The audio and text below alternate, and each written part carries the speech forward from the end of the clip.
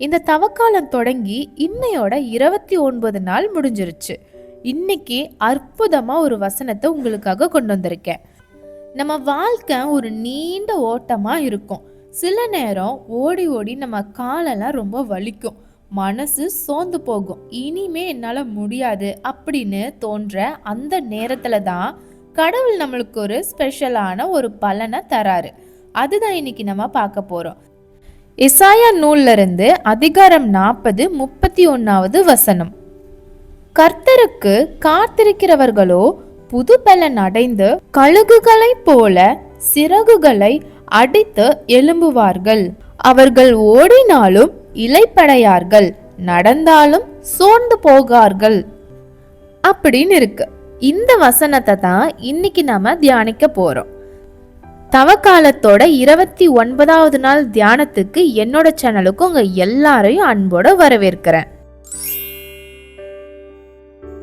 இதுல நம்ம முதல் வரிய பார்க்கலாம். காத்திருத்தல் அப்படின்னு இருக்குல்ல. காத்திருக்கிறதுனா சும்மா கைய கட்டிக்கிட்டு உட்கார்ந்து இருக்கிறதுன்னு நாம நினைச்சிட்டு இருக்கோம். ஆனா அது அப்படி இல்லை. ஒரு வில்லுல இருந்து அம்பு கிளம்புறதுக்கு முன்னாடி அந்த நாணை எவ்வளோ தூரம் பின்னாடி இழுத்து வைக்கிறோமோ அந்த இழுவைதான் காத்திருத்தல். அது எப்படின்னா, ஒரு விவசாயி நிலத்துல விதை போட்டுட்டு அன்னைக்கே செடி வளரலன்னு தோண்டி பார்க்க மாட்டாரு.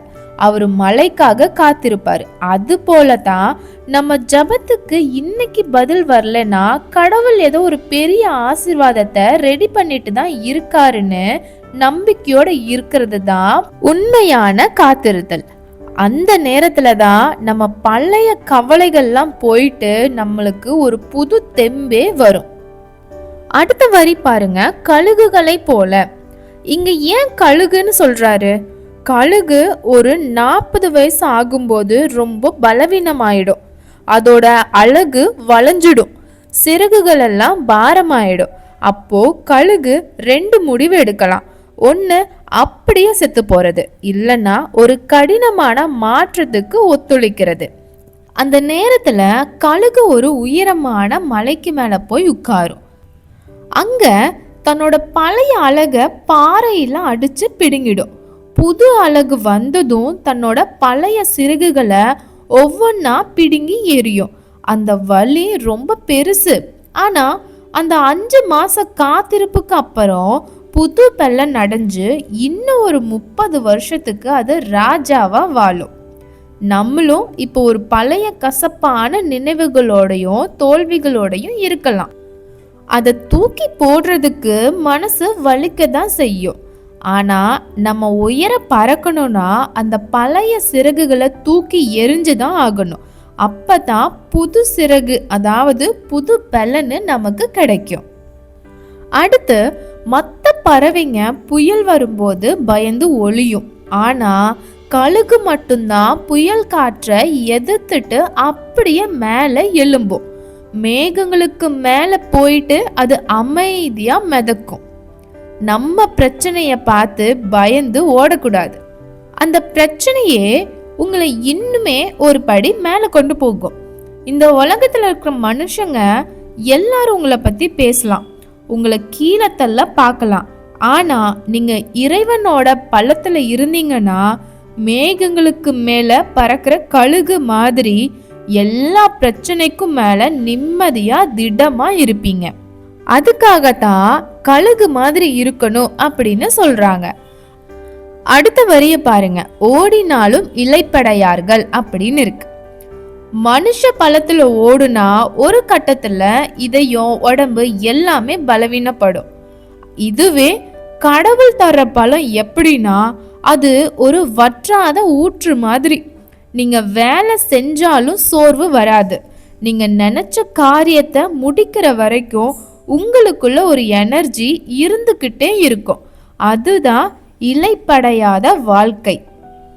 இப்ப நமக்கு ஒண்ணு தோணும், இன்னும் எவ்வளோ காலம்தான் இப்படி சிறகு உடைஞ்ச பறவையாவே காத்திருக்கிறது அப்படின்னு. உண்மைதான், காத்திருப்பு அப்படிங்கிறது அத்தனை ஈஸியான காரியம் இல்லை. மற்ற பறவைகள் எல்லாம் வானத்துல ஜாலியா பறந்துட்டு இருக்கிறத பார்த்து தான் மட்டும் ஒரு மலை இடுக்குல தான் அழகையும் சிறுகையும் இழந்து ரத்தம் சொட்ட சொட்ட காத்திருக்கும் அந்த கழுகோட வலி. அது ரொம்ப தனிமையானது. இன்னைக்கு நம்மளுமே நிறைய பேர் இப்படிதான் தனிமையில அழுதுட்டு இருந்திருப்போம்.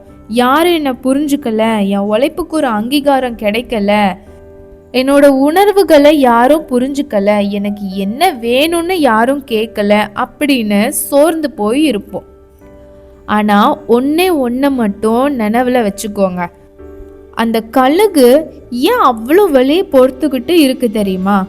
அதுக்கு தெரியும் இந்த வலி ஒரு 5 மாசத்துக்கு தான். இதை பொறுத்துக்கிட்டா அடுத்த 30 ஆண்டுக்கு ராஜ வாழ்க்கை தான் அப்படின்னு. இன்னைக்கு நம்ம வாழ்க்கையிலும் நம்ம பார்க்குற அவமானங்கள், தடைகள், சிந்தர கண்ணீர், இது எல்லாமே உங்களை அழிப்பதற்கெல்லாம் இல்லை, உங்களை ஒரு நாள் ராஜ கழுகாக மாற்றும். எல்லாமே அதுக்காக தான்.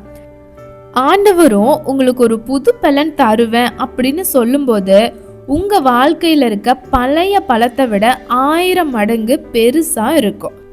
இதுவரைக்கும் நீங்க ஓடி ஓடி ரொம்ப களைச்சு போயிருந்திருக்கலாம், இல்ல நடந்து நடந்து சோர்ந்தும் போயிருக்கலாம். ஆனா இனிமே நீங்க ஓட போறது கிடையாது.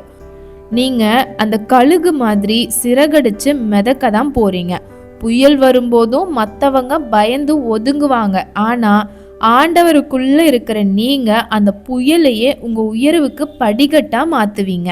உங்க பலவீனம்தான் இனி உங்களுக்கு ஒரு பலமா மாறப்போகுது. இன்னைக்கு தவக்காலத்தோட 29வது நாள் இது. உங்களோட சோர்வை இன்னைக்கே இந்த இடத்துலயே இப்பவே விட்டுருங்க. உங்களோட கவலைகள் எல்லாத்தையும் ஒரு மூட்டையா கட்டி ஓரமா போடுங்க. ஆண்டவரே, நான் களைச்சு போயிட்டேன், நீங்க தான் எனக்கு புது பலனை தரணும் அப்படின்னு ஒரு வார்த்தை கண்ணை மூடி அவர்கிட்ட கேளுங்க. ஆண்டவர் தரக்கூடிய அந்த புது பலனோட வல்லமை இப்பவே உங்களோட உடம்புல இறங்கட்டும். இனி நீங்க சாதாரணமானவங்களாம் இல்லை, அந்த கழுகு மாதிரி உயரமா பறக்க பிறந்தவங்க. உங்களை பார்த்து ஏளனை செஞ்சவங்க, உங்களை ஒதுக்குனவங்க, அவங்க எல்லாரும் அண்ணாந்து பார்க்குற அளவுக்கு ஒரு பெரிய உயர்வை ஆண்டவர் இன்னைக்கு உங்களுக்கு தரப்போறாரு. நம்பிக்கையோட அடுத்த அடி எடுத்து வைங்க. உங்களோட சிறகுகள் எல்லாம் பலமா இருக்கு, உங்களோட வானமும் விரிஞ்சு இருக்குது. ஆண்டவரோட ஆசீர்வாதத்தோடு இன்னைக்கு இந்த நாள் உங்களுக்கு ஒரு அற்புதமான மாற்றத்தை தரட்டும். உங்களோட வாழ்வும் செழிக்கட்டும். நீங்க கண்ட கனவுகள் எல்லாமே மெய்ப்படட்டும். திரும்ப ஒரு முறை வசனத்தை சொல்றேன், கேளுங்க. கர்த்தருக்கு காத்திருக்கிறவர்களோ புது பலன் அடைந்து கழுகுகளைப் போல சிறகுகளை அடித்து எழும்புவார்கள். அவர்கள் ஓடினாலும் இளைப்படையார்கள், நடந்தாலும் சோர்ந்து போகார்கள். நல்லா இருக்குல்ல? நாளைக்கே தவக்காலத்தோட 30வது நாள். இன்னுமாக ஒரு சத்தியத்தோட உங்களை நான் சந்திக்கிறேன். அது வரைக்கும் உங்க எல்லாருக்கும் பிரைஸ் தி லார்ட். ஆமென்.